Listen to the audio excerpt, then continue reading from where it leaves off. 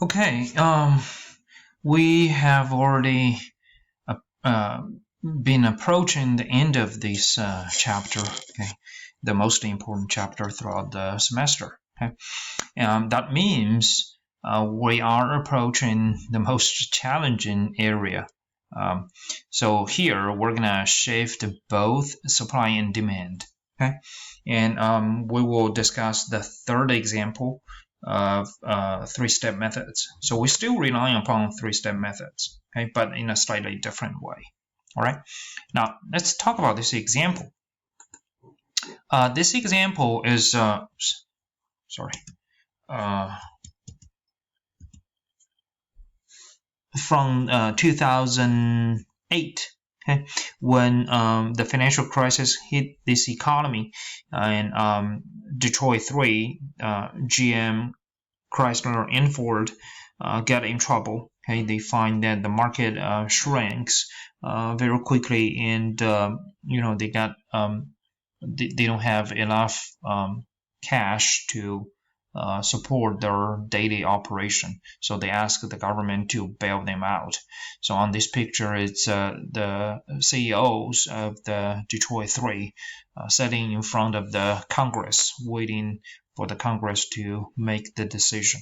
Okay, and eventually we all know that the Congress decided to spend, I believe, more than $30 billion just on these three automakers, okay, bailing them out, which become very controversial, okay, because our general consensus is, the United States is the free economy.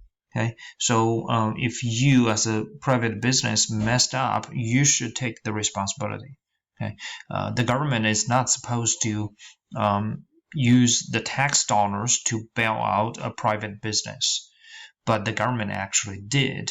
Okay, back in 2008, and another interesting chart produced by a Yale professor in economics is the total compensation per hour. The comparison between Detroit 3 and the Japanese transplants. Now here, compensation means the salary plus all kinds of benefits. Okay, and Japanese transplants means Toyota, Honda, and Nissan factories in the United States. Okay, so we're comparing apples with apples. Okay, not a Japanese auto factory in Japan or in a different country. Okay, so we're all comparing these automakers operating in the United States. Okay, now what we find is total compensation per hour for Detroit 3 on average is above $73. Okay, but in the Japanese transplants, the same number is only $44. So there's almost $30 gap per hour. Okay, so again, if you just look at these, you would reach a conclusion that the Detroit 3 is just inefficient. Okay? It's supposed to go under in a free economy, okay? But it's not. The government actually bailed it out. Okay? We can talk about that later because of the unemployment considerations and other things. But here, just use this as an example for the three-step methods. We want to talk about the causes of their bankruptcy. Okay, so how they got there, why they got in trouble. Okay, and the first thing is about that significant gap in the total compensation. Okay, now here let's take a more focused look at GM versus Toyota. Okay, and this is a cost per North American vehicle. Okay, so they made in North American.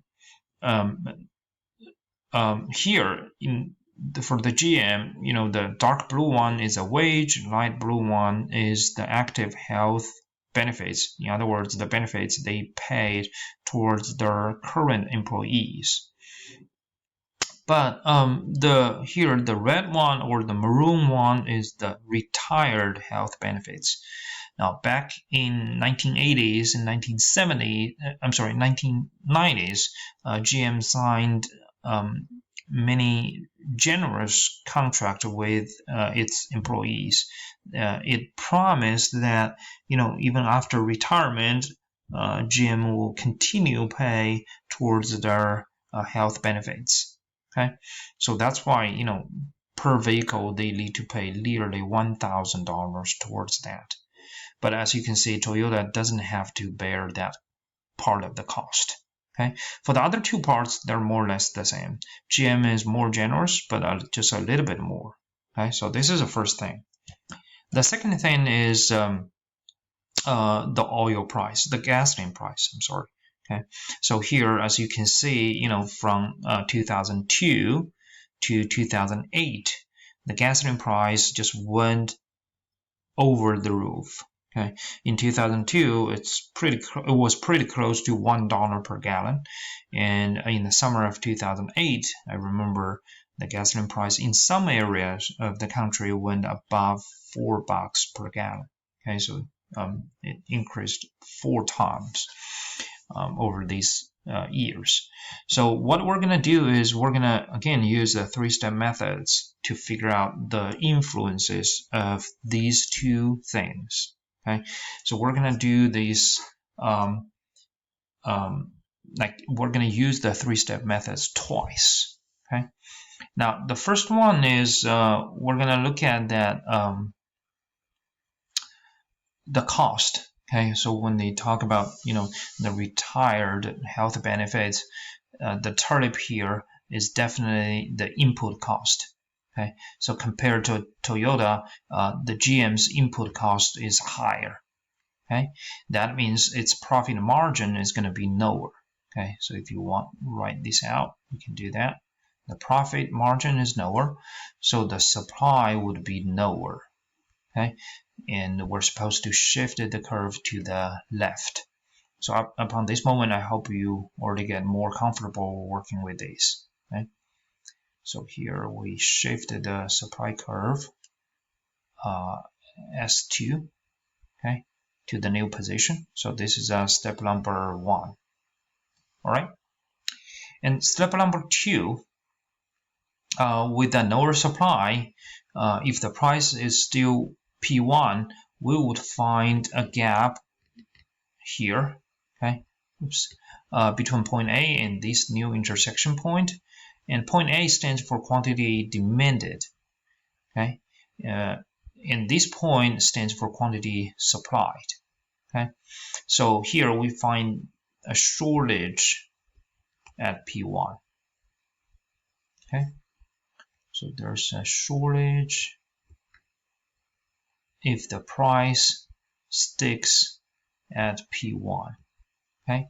And as we said before, the shortage will push up the market price from P1 to P2, okay? So this is our second step, okay?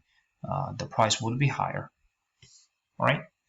The third step, with the higher price, the other side here is going to be the buyers or consumers, because back in step number 1, we already talked about the automakers. Okay, we're going to look at the buyers. Now, for the buyers, as we said, it's always the opportunity cost.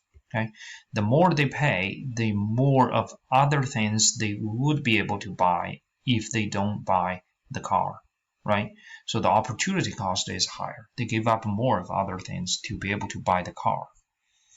That leads to a decrease in quantity demanded, right? So that's what we can see down here on the horizontal axis. That's Q2, okay? So this is the third step, all right? And then on the graph, we see the market equilibrium moves from A to B here, all right? So up to this point, we already finished the first round of the 3 steps, okay? But remember, we only took care of this retired benefit thing. We have not yet discussed the increasing gasoline price, okay? So that means we have to do the 3-step method twice, okay? We have to repeat this. But we're going to start with B instead of A. Okay, so the fourth step, gasoline price, because the gas and cars are complements, right? So when the gasoline price goes up, we could say the price of related goods, okay, or price of complements goes up. The demand for cars will go down, okay, because the bundle, which includes the gasoline and cars, becomes more expensive. So here we're supposed to leftward shift the demand curve. So let's do that here. All right, we shifted the demand to the left. So this is a D2, okay? And here it's the fourth step, okay? Now, the fifth step, demand is lower. We're trying to figure out a shortage or surplus. But this time we won't go back to P1 because remember the market already moved from A to B, right? So we will stick with P2 and we do find a gap here. Oops, I'm sorry. A gap here, okay? And this time we find the point on your left hand side is quantity demanded because it's on the new demand curve. And point B stands for quantity supplied. So here we actually see a surplus on the market, right? So there's a surplus at P2. Now it's not P1, it's P2, all right? And so the price would be lower, okay? So eventually the surplus will push the price back to the new intersection between the green line and the red line, okay? So this is a P3. Let's mark it this way. So this is a step, oops, I'm sorry. This is a step number 5. All right. And step number 6, the very last step, when the price is lower, we're going to look at the other side of the market. Again, we go back to step number 4. That's the first step for this gasoline thing, right? We find that we already discussed the consumers. Now we're going to look at the automakers. And because they are the profit maximizers, so with the lower price, their profit would be lower. So their quantity supplied would be lower, right? So let's go here down to the horizontal axis. This is a Q3, right? So this is a step number 6. All right, and eventually we label this movement of the market equilibrium from B to C. Okay, so eventually the market goes from A to B to C. All right. Now here, several things I would like to clarify. The first one is if you switch the order, you take care of the gasoline price first and then do the retired benefits, it won't make any difference, okay, for your explanation. On the graph, you just go from A down to the intersection between the black and the green curve, and then go back up to the point C. Okay, so your first starting point and final destination are the same, but the difference is you just take a different path to get there. It doesn't matter, either way is fine. Okay. Now the second thing, which is more challenging, is the change in price and change in quantity. Okay. Now in this case, you would find that both events push down the equilibrium quantity. Okay, so the quantity, we know for sure it's going to be lower. Okay, from Q1 to Q2 all the way to Q3, it's going to be lower. The price is more interesting. So the price first increase from P1 to P2, right, and then decrease from P2 to P3.